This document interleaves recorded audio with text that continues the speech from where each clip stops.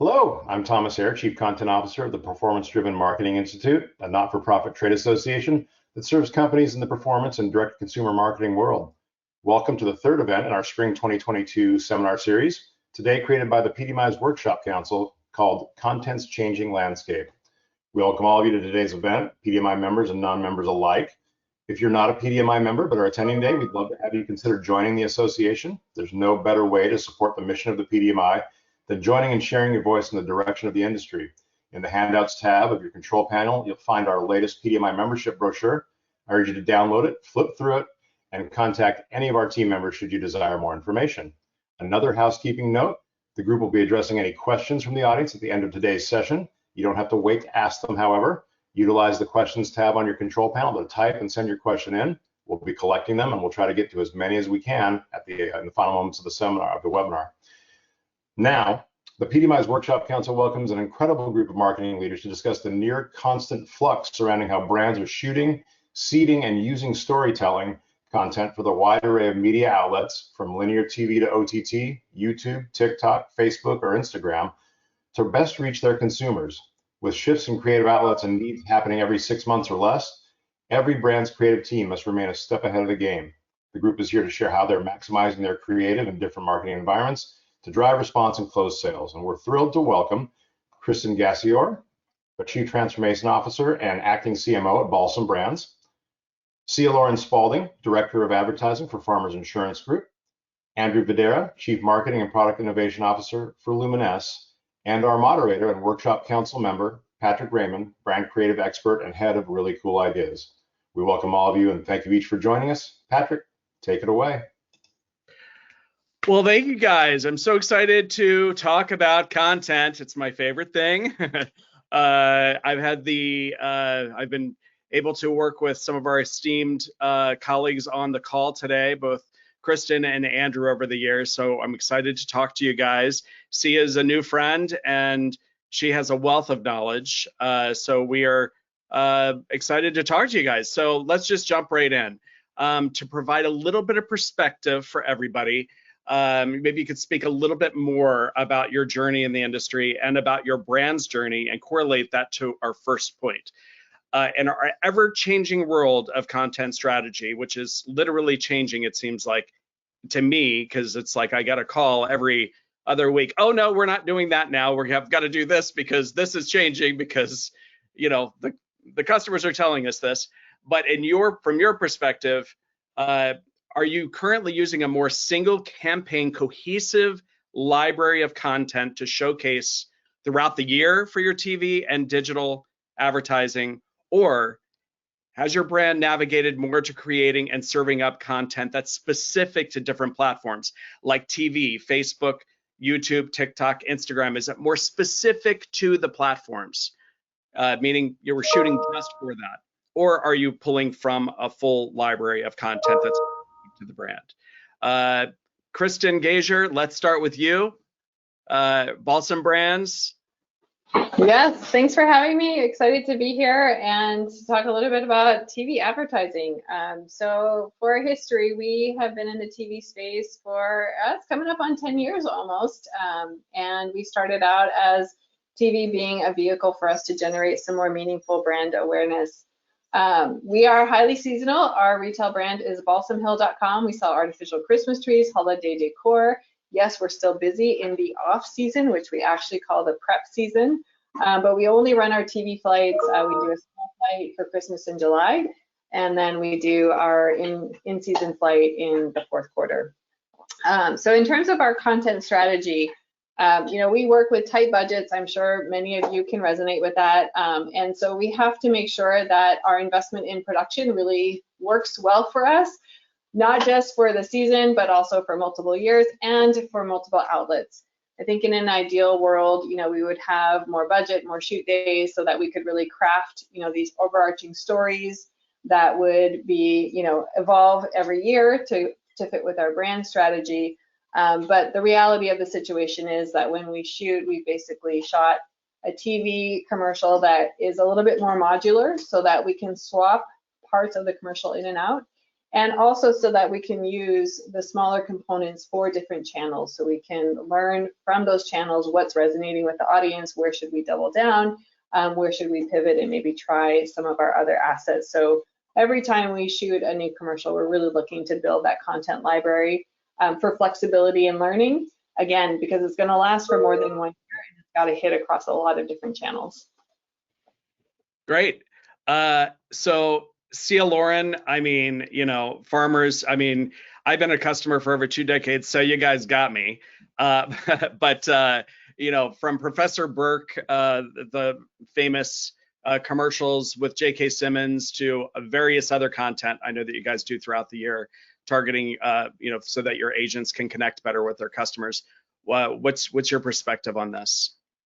Yeah, you know, I think Kristen brings up a really good point, because you know, in today's day and age, it's all about efficiency and finding efficient ways to produce a wide swath of creative content. I think it's also really interesting because I think we're sort of navigating a change in culture that we're seeing reflected in the work. And so I think, you know, when we think traditional television advertising, we're thinking these really glossy, beautiful, you know, images that you'd see on this large screen. And now in the digital space, we're seeing things transition, you know, to a lot more authentic, gritty, like especially with the rise of TikTok, right? We're really getting a peek behind the scenes. And so I think what's challenging for brands right now is we figure out how to sort of bridge that gap and be efficient in our production, is find ways to create that television advertising in a way that can still feel authentic and be, you know, created into pieces and parts that can be used in other places. So I think our brand in particular, you know, at Farmers, I think back in the day we were really doing very different things for TV and digital, but as those lines start to blur, we see connected television, you know, rising to prominence, and the big screen actually being delivered on through, you know, through digital means. We're trying to find ways that we can sort of bridge that gap and be authentic in all places, so that we're efficient as we develop content that can work in both sort of situations. Great. And then Sia, also just a little bit more about your perspective, because you come from a background of the agency world before coming into to Farmers. So maybe you could speak a little bit about that and the heritage of that and how that's changed. Totally, yeah. So before I was at Farmers Insurance, I was actually working on the creative agency side, doing full service, you know, creative work for a variety of different contents in all sorts of categories, particularly QSR, some e-commerce, and then now, you know, financial services. I think that being on the agency side, like, you're very, you know, deeply invested in that creative process. And so I think it was important to sort of be embedded in that work, you know, in the trenches with the team. As I transitioned over to Farmers Insurance, we partner very closely with our creative agency, Ruben Poster and Associates, RPA, also based out of Santa Monica. And so it's been good to sort of understand the intricacies of the industry and what it takes to sort of bring that advertising to life, particularly when we're talking about budgets. I know Kristen mentioned, right, we could always use more, and budgets are always tight.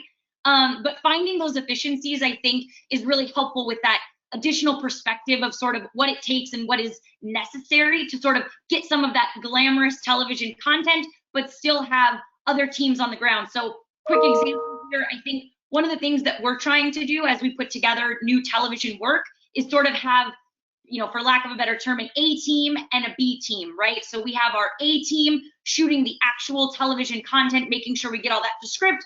And then we have B teams using high quality mobile devices or maybe smaller cameras and things like that to capture more of those sideways, authentic, behind the scenes moments behind all of that big picture advertising, so that when we leave that singular shoot, we have what we need for television. And then we also have really interesting but related content that we can bring to life in digital channels.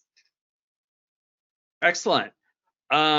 So thirdly, I'm just going to mention real quick, the last several years, I have been honored to work with Luminous Cosmetics. I oversee their video creative. And so I've gotten it's been a pleasure to work with Andrew Vidira. So Andrew, you have a very unique background from both the formulation side and the marketing side. So I'd love to hear about your journey a little bit more, and then from your perspective, how good or bad I'm doing my job. And no, it's interesting because sort of hearing Kristen and Sia talk, I can resonate with both of those. And one thing that sort of stuck with me was this whole idea of this glossy production, right? And I've been in beauty for nearly 2 decades, and I come from a CPG background with very large brands, number 1, 2, and 3 in the skincare category.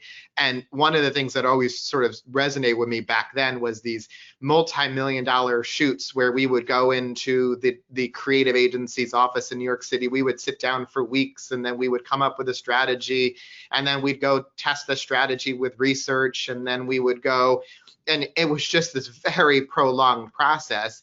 And I think about where we've shifted just as a sort of marketing culture to this very fast-paced and dynamic content that's required to be in all these channels. And I think the notion of having sort of these big glossy campaigns that were very 30,000-foot view, and then you had tentpole events with PR and with retail distribution, I think a lot of that's gone out the window, because I think the time to execution is nearly impossible. I think the budgets are becoming even more impossible. But I think more importantly, the ability to resonate with that consumer is become really, really difficult with a very 30,000-foot view campaign. I think we have to really sort of tie into a level of personalization that starts at the channel level, where the content is actually being delivered. And then we have to actually even go deeper into the actual specific audience within that channel. Not every TikTok viewer is the same. Not every Facebook viewer is the same. Not every Instagram viewer is the same. So it's very easy to say, okay, well, we have linear TV and OTT and Amazon Media, and then we have Facebook. No, it's Facebook, and then all of the sub demographics. And sub demographics can be also from a consumer perspective, but it also can be where that consumer is in their purchasing path. Has she visited your website before? Is it a repeat visitor? Is it an existing consumer? And how do we dynamically serve up content to who she is? So I think if you ask me, the biggest change in the landscape is this idea of going from like this very overarching campaign strategy to a very personalized content strategy based on the channel she's in, or based on the very specific path that she's on with it from a purchasing behavior.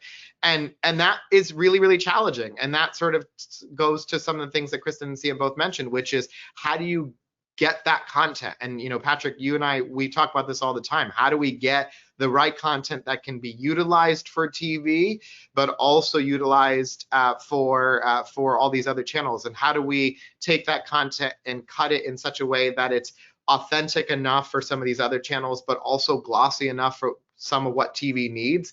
And sometimes that's possible, and sometimes it's not. And I think that's going to be an ever increasing challenge for us as an industry, is how do we create that content in an efficient manner, but also deliver in a manner that's meaningful and also engaging enough for the person in the channel that they're engaging with you as a brand in. Yep. That's the definitely the biggest nightmare is trying to figure out what's working, what's not. It seems like we are having that constant discussion.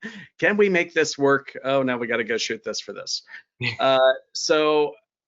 Which brings me to my next point. So the power of TV. We have this discussion within our business a lot. How many eyeballs are on the screens?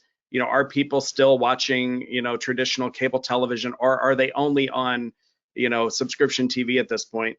But in general, do we feel like our TV advertising is still providing the, or at least part of the main driving force behind successfully seeding the main content across TV, OTT, digital, or other third-party platforms?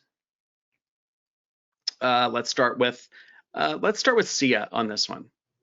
Happy to do it. I think television's interesting for the insurance industry, because I think the old adage was sort of insurance is a game that's played on television. And with digital adoption sort of ramping up through COVID, that's become a little bit of a changing landscape and a little bit of a slippery slope. But I think, in some of the most recent research that we've done on ourselves and our competitors and sort of what their current perceptions are, I think that we're finding that television still does play a very important role. And so it is still very important, particularly for financial services and insurance in particular. I think what we're seeing, though, is two big things that we need to keep in mind. The first is we're sort of rethinking what parts of television are most important. So trying to find where our most engaged audiences are. And I think where we're trending and where a lot of the industry is sort of circulating is around live events, and particularly sports, things that you want to watch in real time that you can watch elsewhere, but a lot of people do still gather and share in those moments. And we find that a lot of the perceptions and messages from ourselves and our competitors are most clearly parroted back to us from sports fans who have seen that in real time and sort of engaged in it in a more meaningful way and are kind of taking that to heart.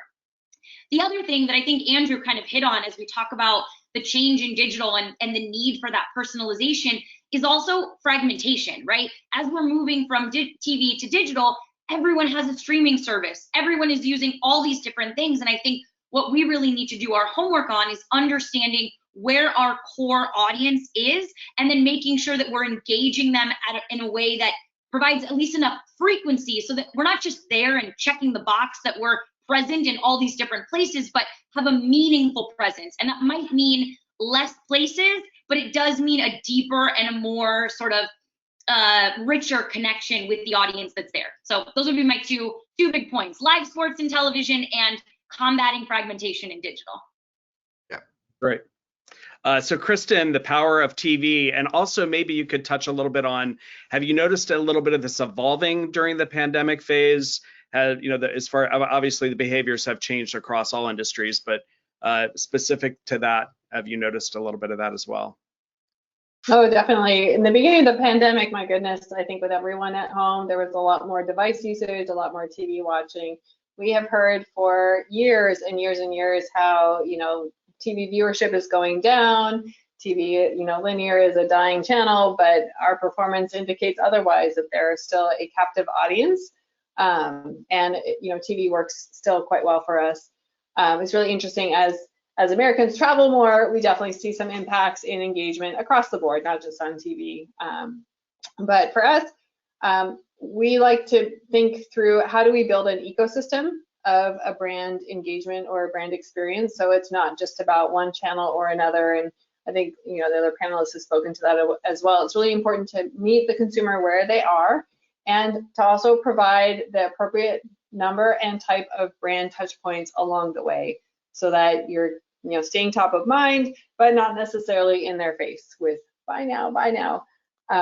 Interesting on our side with TV, linear TV specifically, depending on the network, TV serves a different purpose. So we certainly have some of our opportunities that are kind of the higher reach, more brand builders that may not have a strong return in that moment, but are important for building the funnel and brand awareness. And then we have other networks and stations that are our high ROI drivers. So they may be small and less expensive, but gosh, they really have a great audience for us, but they'll have a limited potential.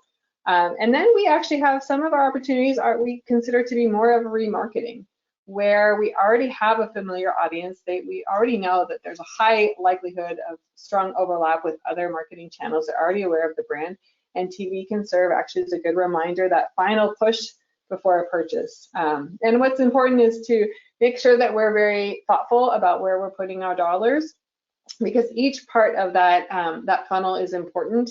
And if we cut one out, we will see the impacts elsewhere.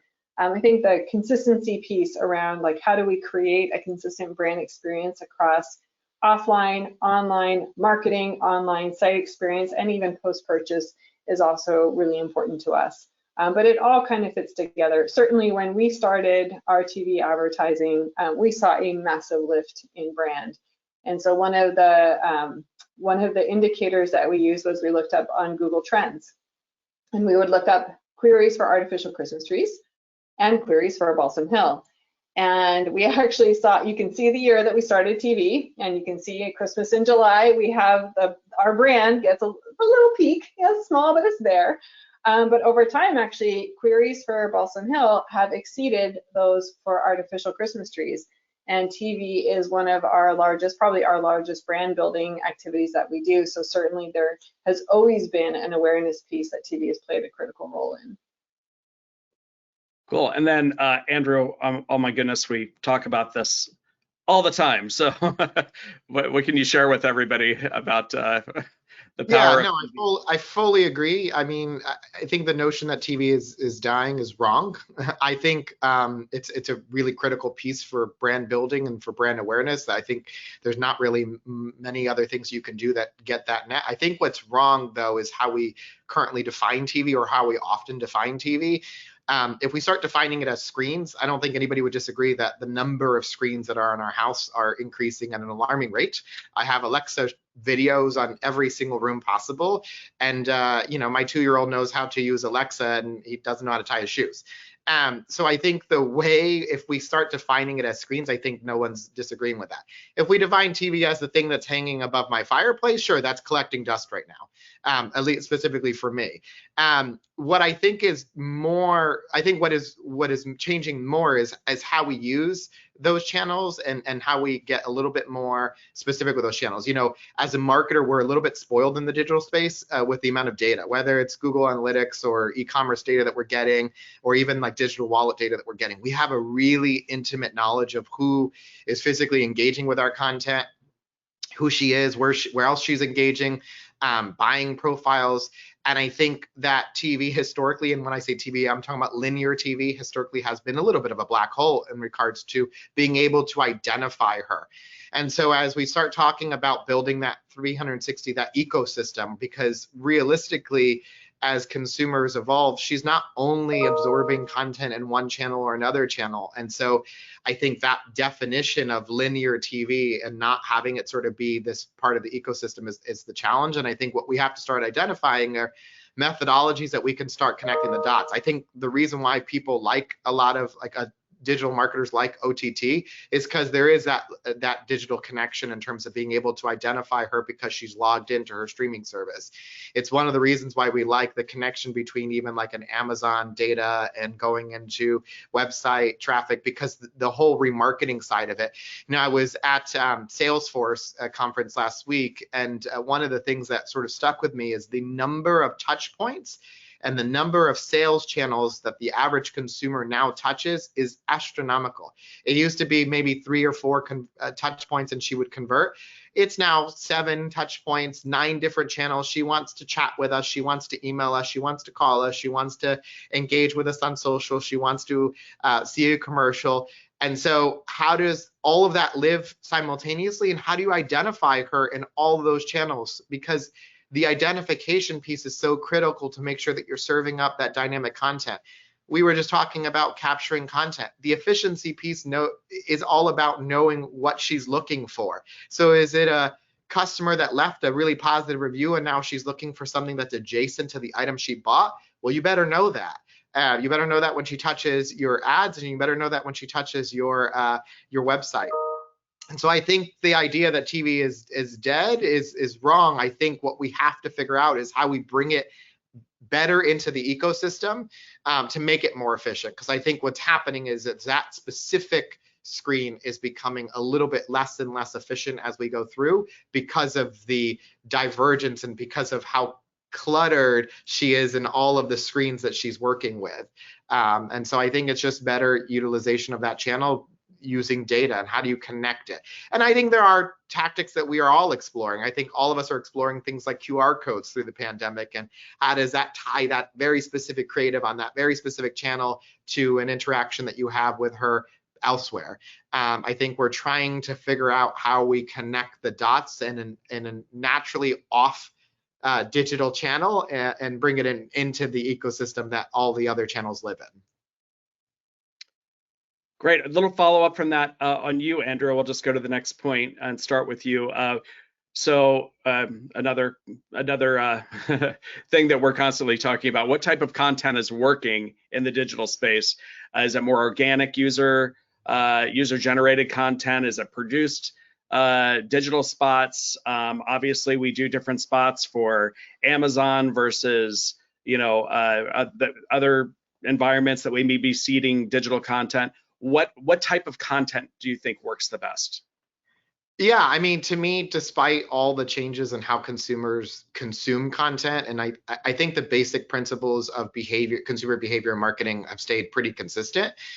It's problem solution, and it's not only addressing her needs, but it's addressing her questions. What are her concerns with the purchase? Is it the warranty? Is it the price? Is it how many reviews there are? I think what we look at from a content perspective is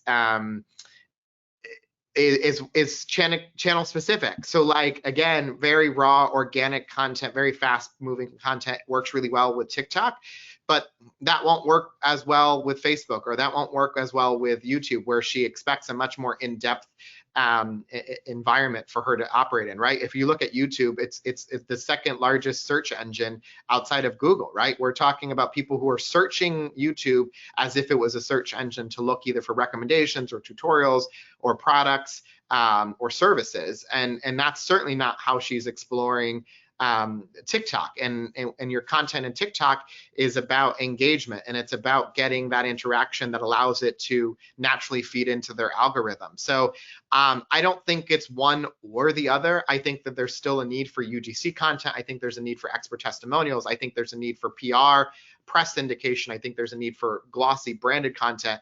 I think what it comes down to are two things. It's one is what's specific for that channel, but more importantly, what's specific to that channel and the moment in time that that customer is engaging with you. So again, it comes back to knowing who that customer is from a data perspective, because if you are talking to a customer who's already engaged with you and she hasn't purchased because maybe she's concerned, for me, for my business, for example, she's concerned, am I going to get that foundation shade match? Like, is it going to be there? The right content for her is maybe hearing from an existing consumer who had a very similar concern. And we have the data and we have the ability to do this, right? So where did she drop off on your website? Maybe she dropped off on the shade page. Maybe she dropped off after asking a question around shade match. That is not necessarily specific to UGC or PR branded. It's very specific to a question she had, and how do you then toss up content for her that's related to that. So I think it's both. I think that they're all the types of content that we've been used to are still relevant, but it's about pairing the right content in the right channel at the right moment. Hitting all the touch points. And that's Great. hard. It's Very hard good. because it's hard to get everyone to speak. I think I don't speak for the rest of the marketers here, but I think the biggest challenge is knowing what you need to do and then getting all of the factions of the organization who have each of these data points and each of these channel points to connect with each other and link up. Great. Patrick, I'll throw another challenge on top of Andrew's, right? Just that's particular to financial services. Our industry is so heavily regulated that we have very strong handcuffs on what we can or can't do. So I think your question, sort of, Patrick, about UGC versus branded content, I think for us, we have to go all in on produced branded content, and we have to sort of navigate this additional layer of regulation. I have to say, not to tout the competition, but I laughed when I saw Allstate stand up their branded TikTok channel last week, because their first two posts were about legal and how late they were to the party and how they have this 45-page memo about all the things they can't do on this channel. And so what I think was nice about that is we've talked about, like, maybe you're needing to be more authentic in that space. And while it's not glamorous and it's certainly not sexy, sharing that, like, this is the sort of environment we're in is very authentic for their brand. And so it's an interesting way to sort of show up in the space. And I think for us, when we are navigating that, I think Andrew's right? It is about showing the right kind of content at the right place. And when you are regulated so heavily, it's trying to mirror that sort of content. And so I think one of the things you're seeing, particularly in financial services and in insurance, more specifically, is trying to sort of mirror those trends and those things that you see online in the content that we develop. We're not necessarily able to use user-generated content, but we're trying to mimic it. And so to me, it's kind of this what's old is new again approach, right? Like what we saw with Facebook at the beginning is sort of what we're seeing on TikTok now. I think to give another competitive example, I think State Farm just recently launched a duet challenge, right? And it's like, it's been so long since we saw a challenge on social media that was like, enter to win this, with this content. And so to me, it's sort of this, what's old is new again, revisiting some of those older tactics in newer channels to see how we can replicate and at least feel authentic when our hands are tied and we can't necessarily, capture or generate or tap into content that might be existing and helpful in those different environments. Great. Kristen, I mean, I have been fortunate to do some very elaborate production with Balsam in the past, and I know it's not like that every year, but it was very fun and it was very glitzy glossy. But we also did some really fun YouTube content too. So that's been a few years since we got to work together, but what do you find is working content-wise in the spaces? And I know things have probably obviously shifted over time. So tell us about that. Yeah, I think the thing that I will add to this, because Andrew and Sia, I think you covered a lot. Sia, I am not jealous about the regulations that you're subjected to. We have some that we have to adhere to when we do our advertising in Europe. Puffery. Everything is puffery. But one thing that has come to life for our brand is around, we started as really a product company, but the product being the Christmas tree, not a technical product. And we have evolved from offering really beautiful, realistic Christmas trees to then offering some holiday decor as well, to now being a company about joy. Our purpose is to create joy together. And how do we present that in our different content that we offer out to the world? And TV has always been a place where we have had a lot of humanity. There are people in our commercials. It is not just a highlight reel of all of our beautiful products. And for us, when we think about content, I think there's something about having the audience be able to see some part of themselves or their lives in that content.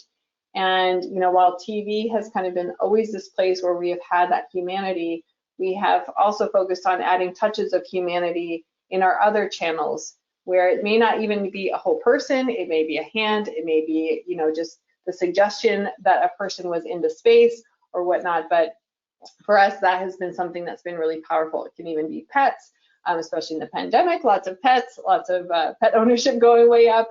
But that's been something that's been really important to us. On the user-generated side, we are a brand that we need to be really thoughtful about what we can put out to the world, and we have not yet figured out what are those guardrails for the UGC. So we do have some, and on our site, that's where a lot of it lives. We absolutely work with influencers, and they'll create some really great videos or images. But we have not kind of opened it up broadly because we need to take the time to define what does that mean for our brand, especially since we are in this brand evolution of going from the focus on the product to focus on the joy. And it's interesting, Patrick, I want to touch on something that Sia said, because that's a really relevant, this idea of transparency, and I came from regulations, but the transparency aspect of it, it's also super challenging. I think consumers want to know and expect to know and demand to know more about the brand itself and where the products are coming from. Regulatory certainly plays a very difficult role in that. But I think that some of the brands that are winning are actually just being fully transparent with things. Like, I'm seeing commercials that I would have never expected to see before. And when I say commercials, it's content, right? Where they're saying, hey, we would love to tell you this, but we're not allowed to say this or that. And I remember the really fun example that Zappos did, where Zappos sort of recreated all of their customer service phone calls, like real phone calls, with using puppets. If you haven't seen it, you got to YouTube it. It's hysterical. They literally their commercials were just actual customer service phone calls, mimicked it with puppets. And I thought that it just provided such a fun level of transparency in such a simplistic way. But I think it brings, to Kristen's point, it brings humanity to the brand. And it also gets you that sort of blend. It's produced content, it's branded content, but it's also UGC. And it's also, sometimes it's possible to tie a lot of those together. And it sort of really then connects with the consumer on a different level. Great. So real quick, in 2 sentences, because we're just going to zip by this one, and if it's not pertinent, you can just pass right over it. Kristen, do you find there are specific platforms that work better in the digital space versus others for you guys, and why? In 2 sentences.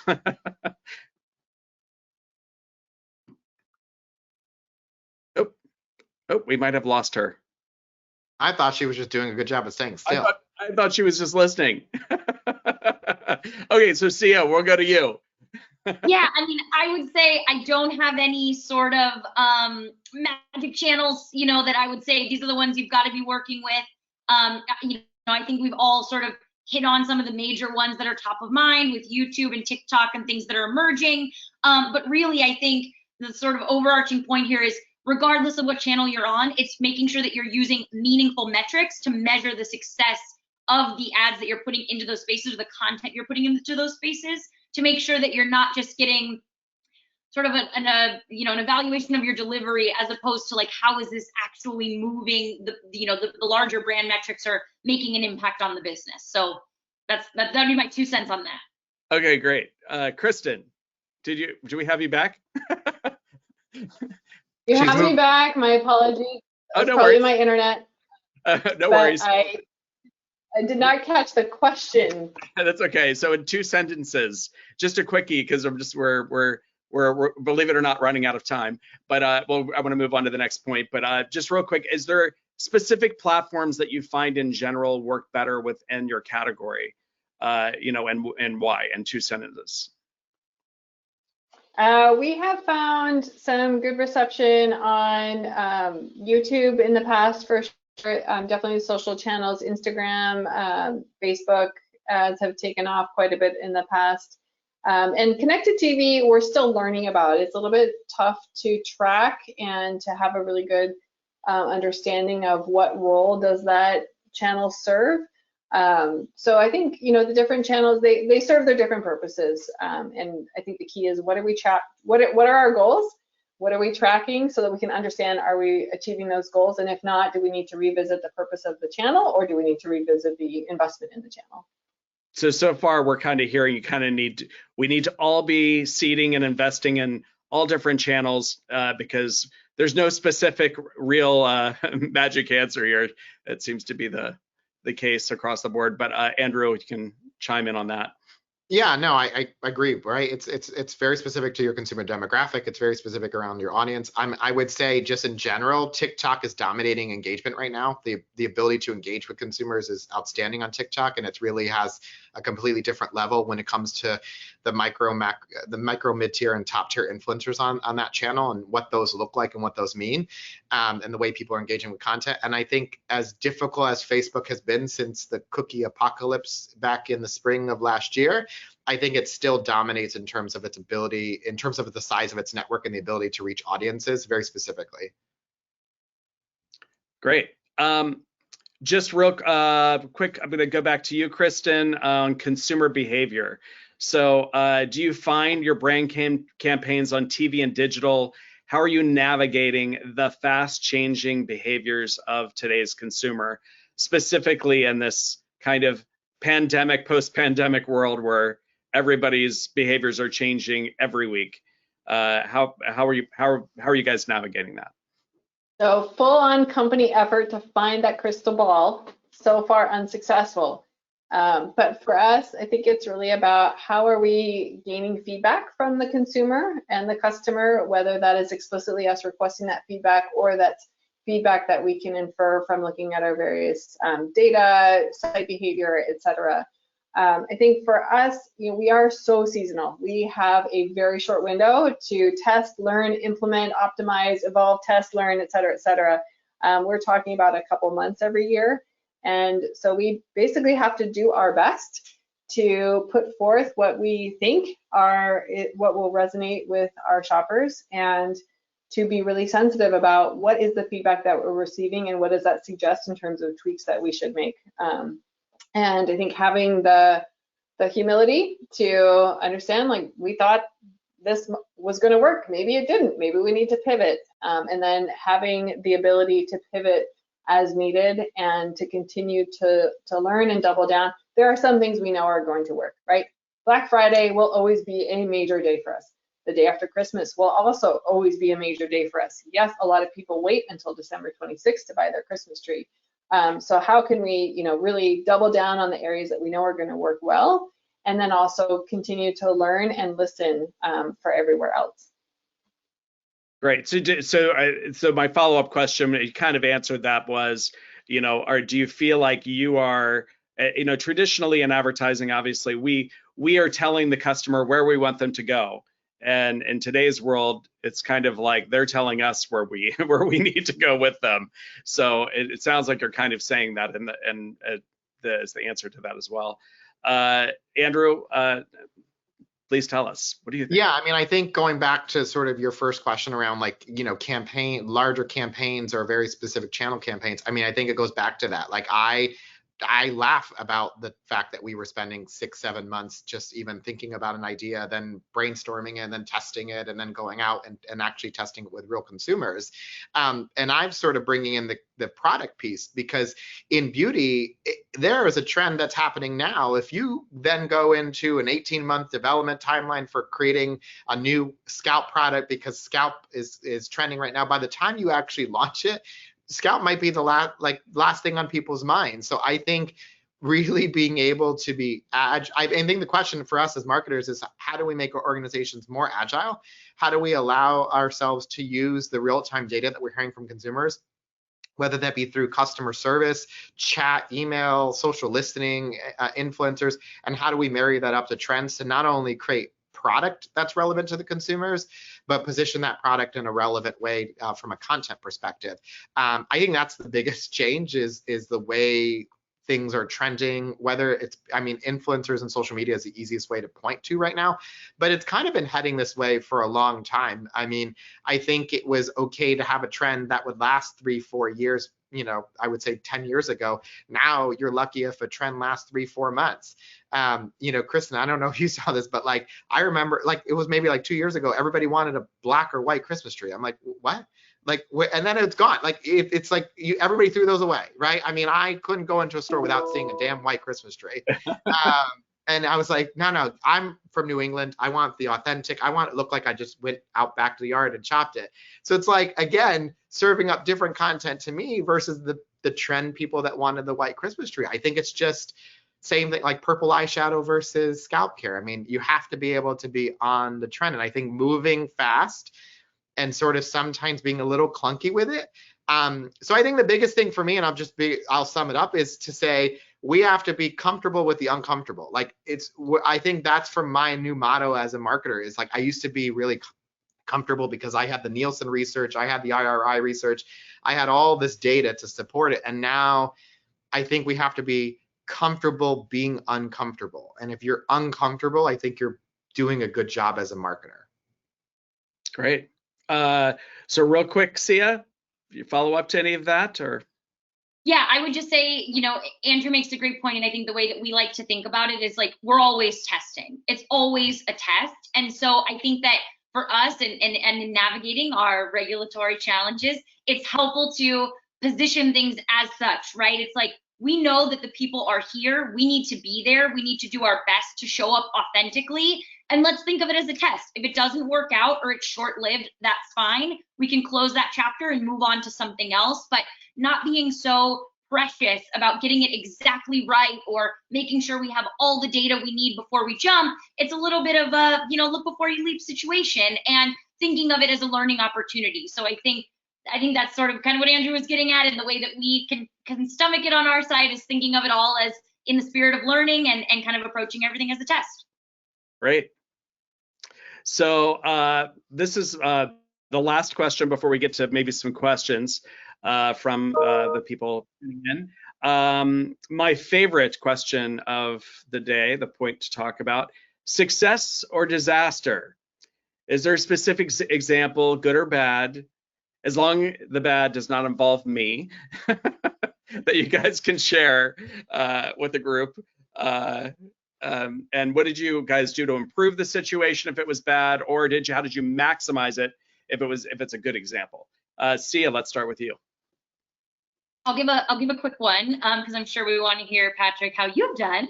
I think one of the things that we did with farmers that is maybe good for this conversation is one of our larger initiatives was identifying cultural moments where we had sort of an authentic brand tie and could capitalize on this intersection of like our brand with the current culture. So in the before world, pre-COVID, one of the things that we had identified was Dr. Seuss Day, so National Read Across America Day in March, because it was a nice brand tie to this idea of knowledge from experience and how, you know, we have this long legacy of selling insurance, and so we know a lot and we can help you learn as you go as well. And one of the things that we did is not only did we develop a new version of our campaign where we Seussified, you know, all of our existing commercials and sort of made that fun and did that from an advertising standpoint, but we also developed really meaningful content. So we actually partnered with the Seuss Estate to reimagine Oh, the Places You'll Go as a digital book that parents and their children could sort of like read along with at home, and it was very fun and animated and interesting. And so this was really in service of larger brand metrics, right? Increasing awareness, increasing favorability. We saw it do that. We saw it was, you know, very PR worthy. We also won some really fun awards for it, but it was actually one of our most engaged with campaigns. So not only did it drive traffic to our sort of microsite that housed all of this, but it was meaningful content that people were interested in engaging with and having that really great interaction with our brand. I think in the spirit of, you know, how would we do it better, or what would that look like in the future? I think, you know, because this was the before world, we were doing that in a totally digital space when we would have probably liked to have more boots on the ground and have more interactions and integrations with sort of schools locally or schools across the country. I think now that we've sort of transitioned to a, you know, more than anything digital environment for learning, it's an opportunity to sort of expand on that idea and sort of leverage video content even bigger than we did previously. So success before, very much excited to sort of see what we can do, especially now that the world has changed. Great, that's amazing. Andrew? Yeah, I mean, I'll go success quick. It's much easier than the failures. Darn. No, I mean, and I'll do one that Patrick, you and I worked on. We did the Lion King collection for the live action remake of Lion King. And I think what was truly successful about that, and Patrick can sort of attest to this a little bit, is the timeline that we had was absurd. And when we actually, because Disney was not releasing a ton of information around the movie, and you had to design a campaign, an entire product collection around it. So imagine like not even getting a picture of what Mufasa or Simba is going to look like, and then having to design a packaging that has his face on it. But I think what we sort of did with that particular launch, and I think what was really interesting, was that everything was so intrinsically tied and so authentic. So we knew the movie was going to be live action. We knew that the lions were going to look real, and we knew the storyline, and we knew how deep that storyline went with the specific user. I mean, it was so nostalgic for anybody who grew up in that period. It was the 25th anniversary. We knew that there was going to be a lot of nostalgia associated with it. So we were specific to tie back moments in the original movie. So we tied back, for example, when Simba looks in the stars and he sees Mustafa and all of the little dots made his line. Well, all of our packaging was actually little dots that reminisced of stars that made, actually have one here, hold on. So it was reminiscent of Mufasa. And so everything was tied in. And from a content perspective, we were talking a lot about efficiency and how you tie in UGC. And what I thought we did really well is we created enough content that we were able to seed the market, whether it was in PR or whether it was influencers. And we captured all the different angles about it. So people were really interested in transparency. And so we shot Sir John, the makeup artist, actually doing the makeup, but then the commercial actually featured the woman who had the makeup on.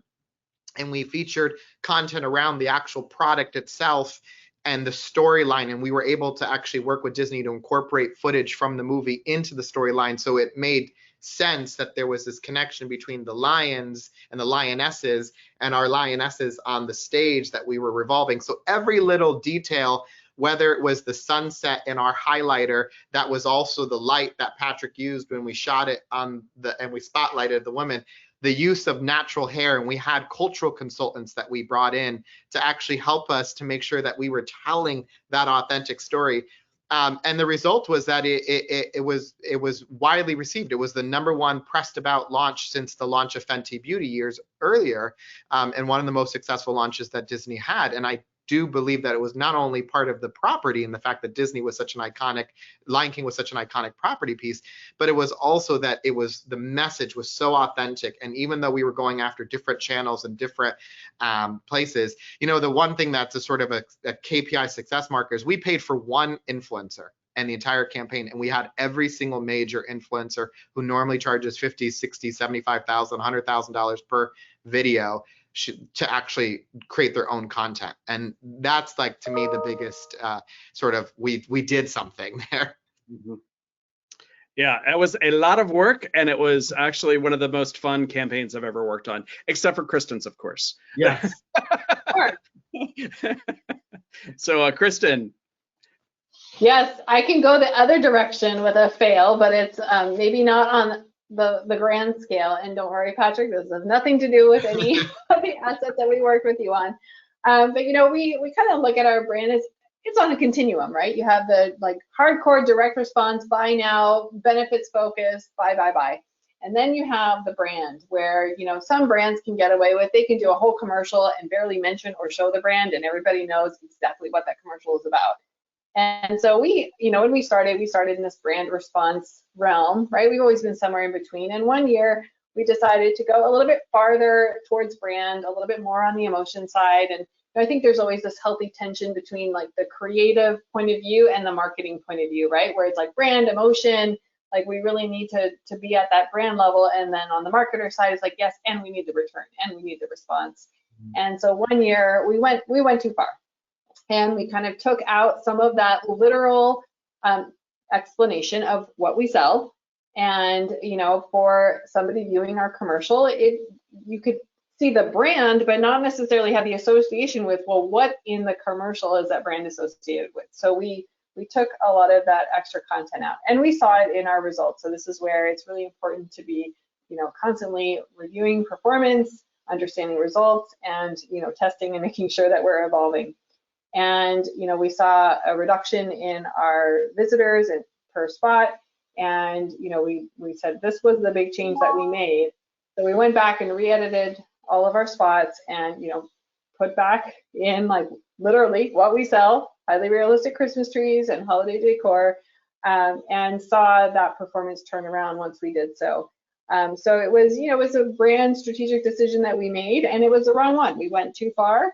And luckily, we learned early enough in the season that we were able to pull back and make the recovery before, you know, our biggest months of the year. That's a great example, because you could really see it actually happening in real time. Yep. So I think that we are ready for some questions. Yeah. Hey guys, great conversation. Wonderful job. We do have some questions from the audience. And none directed specifically at anyone, so I'll just throw them out to the group, and whoever wants to take them, go for it. First one that came in: what are all of you doing in connected TV? Is it becoming as important as linear TV for any of your campaigns?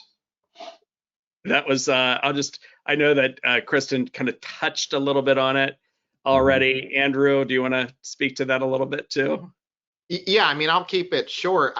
I think it's not a question of whether or not we want to. I think with the number of people that are shifting to that channel and absorbing content on that channel. Listen, I went to my first conference last week and I caught COVID, of course. That's what I took home. And I was quarantined. And I'll tell you, even though I had a big flat screen TV right in front of me, I sat there on my computer watching OTT streaming networks, right, all the entire time. And so I think it's more of a question of how do we do it and how do we do it effectively with our brands rather than if we want to do it. I think the consumers are going there. There's no questions in my mind that they're going there, and they're watching it, whether it's on their computer, whether it's on their phone, whether it's on their tablet, or whether it's on their TV that's mounted to the wall. I think that they're going to be there. So we are absolutely moving forward with it. and trying to understand how we could connect it to all of our other channels. I think Kristen mentioned, how does it work? What purpose does it serve? Is it more of a broad touch, right? 30 seconds? Is it 15 seconds? Is it more of a frequency play rather than a conversion play? It's not a question of if, I think it's a question of what you're going to do there. Yeah, and see, I imagine you guys are, yeah. Go ahead. I was going to say, I would completely agree with Andrew. I think it's all about figuring it out. And I think the big debate that we're seeing right now, played out in the trades is, it is bridging the gap between linear television and digital. And so the question is, do we need to be thinking about it like TV, where it is this overarching awareness driver, or is this supposed to convert for us? And I think that where we're going to land on that is going to vary by industry. For some industries, like insurance, for example, you are not going to be compelled to change your insurance in the evening time as you're watching television. So evaluating it on clicks and kind of how it's driving business results might not be the most efficient way to do it. So I think all brands are just sort of trying to figure out, where does it need to get situated in the mix, and how do we evaluate its effectiveness most appropriately. Mm-hmm. Great. Another one here. I have a client who says his digital buys 2 years ago were successful, and last year a total flop. He was disappointed this year. He went back to television production and television buys. Have any of the panelists noticed similar results? Cookie apocalypse. Yes. I mean, I hear it all the time on that. It seems like it's the exact same timing on everything. Yeah, Kristen. I mean, it's not dead though. I mean, that's the thing. It's not about whether or not you can't be on there. It's now taking a look at, and I'm just, for this, whoever was asking, I think you have to look back at what was efficient and what was working, and then also take a look at how you replicate that in a world where maybe first party tracking is not or the third party tracking is not there yet. Mm-hmm. Anything to add, Kristen, on that? I was going to say, it's another great example of what's old is new again. Looking back at our old plans before we had cookies and what we were sort of, evaluating success on, and seeing how those might apply in the modern age, so that we don't cut anything out of the plan that might still be working but might not be as trackable as it once was. Yeah. Great. Tom, Yeah, we got one last question. It's a two-parter.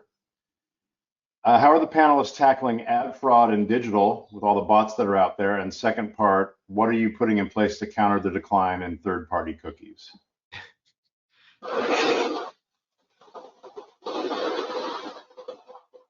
Well, I can try to jump in here. We're still looking for that crystal ball. What do we do in a cookieless world? But in terms of ad fraud, we work with our various vendors and tools to try to prevent as much as we can and rectify where it's happened. We've actually had, years ago, we had an issue with one of our influencers as well. So we're tracking across the board. And in terms of how do we navigate this cookieless world that we are entering at some point in full force? I know we've had some delays along the way, which we're not going to complain about. But for us, part of it is about building our first party data, and like what incentive does a consumer have to sign up for our email list, and then how do we engage that consumer so that we can learn about them and better serve up the content that is most relevant to them. I think there's also, there are tools and technologies that are being developed to work around the cookieless world, and what information do you have and how can you replicate finding additional users that look like the users that are tracked and are part of your ecosystem. So there are ways around it. I think there's still, a lot of them are in development. They may not be fully tested out, but I think the question is, knowing that this is coming, what can you do today to better position yourself for the future? So I think for us, one of the big things is really around how can we be more effective in collecting the first party data, because that we should be able to hold on to. And then as these new tools and technologies come out, which ones are right for us to test and learn from, so that we can help offset the downsides of moving more towards the cookieless world. Yeah, and I would say alongside that first party, it's a singular view of your consumer. So no matter where she touches you, do you have the ability to get a singular view of where she's coming from, whether it's reviews, whether it's Facebook, whether it's social, whether it's Google search, to have that repository where you have a universal view of what she looks like. and alongside that, using things like a DMP to be able to connect the dots between some hashed audiences, essentially, amongst other vendor partners that you have. And then from ad fraud perspective, you know, I'm going to say something that might sound a little, I think it's overstated as a problem than it actually is. And I think it's purposely done in order to have some tools be put in place. I think that there's obviously challenges there, but I think that if you are working with the right advertising partners, whether it's Google or whether it's Facebook, I think that there are a tremendous amount of tools available to you free of charge that really sort of bring that problem down quite significantly. Great. See anything to add? No? I would just say, to sum it all up, what Kristen and Andrew both said, it's taking the technology into your own hands and making sure that your organization is investing in the resources they need to sort of take control of that data and be finding that customer, creating lookalikes, things like that. So bringing the agency back in, you know, into our walls and taking ownership of that moving forward. Great. Great. Thank you guys so much. Yeah, thank you. Hey, Patrick, thank you for putting this fine group together. Thank you, Kristen, Seelor, and Andrew. Wonderful stuff. We really appreciate it. Really pushed the limits here, and some really tremendous information. So thank you again. Thank you to the Workshop Council for bringing us the event today. If you're a member of the PDMI and would like to get involved, you can reach out to me directly to share your interest in the Workshop Council or any of the other 4 councils today. Your next opportunity to attend a PDMI event live online is the next edition of Take 20, our bi-monthly 20-minute webinar series created by the Brand Response Council. That event is set for Wednesday, June 29th at 2 o'clock Eastern, 11 o'clock Pacific, as members of our councils will share the recommendations for the PDMI's summer reading list. For more information and to register for the webinar, please visit thepdmi.com/take-20. In addition, you can register and book your hotel room now for PDMI West, our next live and in-person 3-day event, October 24th through 26th at the Hard Rock Hotel, San Diego. Visit thepdmi.com for more information and to register. Thank you all again for joining us today. Enjoy the rest of your day, the rest of your work week. Be well. Take care. Bye-bye. Thanks, everyone. Thank you. Thank you. Guys.